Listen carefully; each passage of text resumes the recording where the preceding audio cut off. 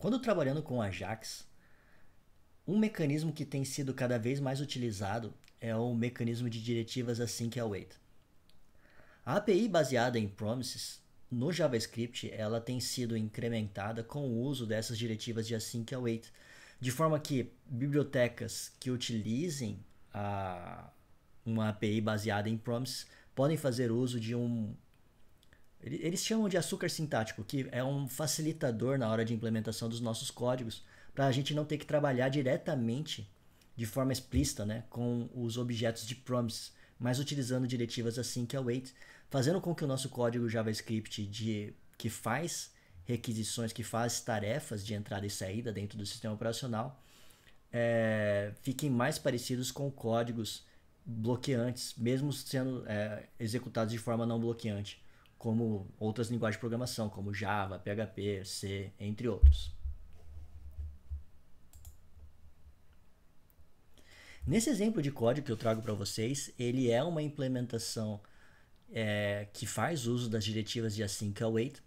Nesse cenário aqui, nós estamos executando, utilizando as diretivas de async await, exatamente a mesma funcionalidade que nós implementamos nos exemplos das aulas anteriores, fazendo uma requisição HTTP para a API dummy.json, convertendo o dado para um objeto JavaScript nativo e fazendo um console log simples. No entanto, dessa vez nós estamos utilizando as diretivas de async await para implementar esse mecanismo. É importante observar que essa API que nós estamos utilizando, baseada nas diretivas de async await, é a mesma API do nosso exemplo de promise. Nós estamos utilizando a API da função fetch, a mesma função fetch. Toda vez que nós temos uma API que utiliza o padrão de projetos, que implementa o padrão de projetos de promises, nós podemos converter o nosso código baseado em promises para um código baseado em diretivas de async await, como é o cenário que eu estou apresentando para vocês agora. O que é importante eu entender sobre o uso das diretivas de async await é que essas diretivas elas só podem ser utilizadas dentro de funções declaradas como async. Então, nesse exemplo aqui, para eu conseguir utilizar as diretivas de async await, vocês podem observar que a primeira coisa que eu fiz foi declarar uma função assíncrona, que é declarada com a palavra reservada do JavaScript ali, agora, né? Async. Essa função, imediatamente eu executo ela. Dessa forma, eu passo para o meu interpretador de código JavaScript, para o motor de execução JavaScript, que essa função é uma função assíncrona. E dentro dela podem ser utilizadas diretivas await para fazer o tratamento de APIs baseadas em promises. Em seguida, observem que nós temos chamadas de APIs baseadas em promises. Primeiro, nós chamamos a função do fetch, que é uma API baseada em promise. Em teoria, ela retorna uma promise. Quando eu tenho uma função que retorna uma promise, eu posso colocar a palavra-chave await, que basicamente ela identifica para o meu código JavaScript que ele precisa esperar essa promise ser resolvida e quando ela for resolvida, ele vai retornar o resultado dessa promise nessa expressão definida ali dentro. Que nesse caso, quando a função fetch, a promise da função fetch for resolvida, o resultado dela vai ser passado para o nosso objeto, para a nossa variável resp ali, definida nesse nosso escopo. Da mesma forma, quando eu faço a chamada do resp.json, essa é uma API também baseada em promises, que retorna uma promise para mim, e eu coloco a diretiva de await, falando para ele esperar essa promise ser resolvida, e quando ela for resolvida, eu passo o resultado dela para minha variável data.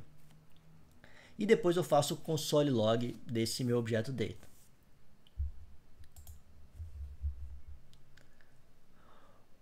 É como se todo o código, internamente, né, o JavaScript, quando ele faz uso das diretivas de async await, ele está trabalhando com questões associadas ao encadeamento de promises nativamente. Então, só que nós não precisamos tratar as questões inerentes das promises de forma explícita quando utilizando as diretivas de async await.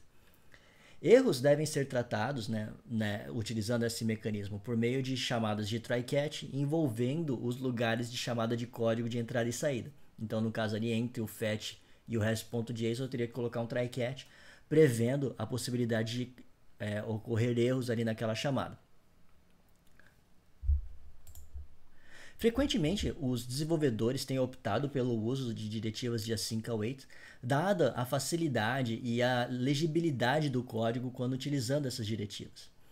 Para programadores Java e para programadores C ou de outras linguagens mais convencionais, o uso das diretivas de async await torna o código mais fácil de ser compreendido, porque nós não temos que trabalhar com as complexidades inerentes ao uso de promise. No entanto, é importante observar que, mesmo nesses cenários, existem determinadas situações em que nós vamos precisar usar diretivas de promises.all, por exemplo, ou promises.race, para resolver alguns problemas específicos. Então, nem sempre nós conseguimos fugir das complexidades inerentes das APIs baseadas em promises, mesmo quando nós utilizamos as diretivas de async await.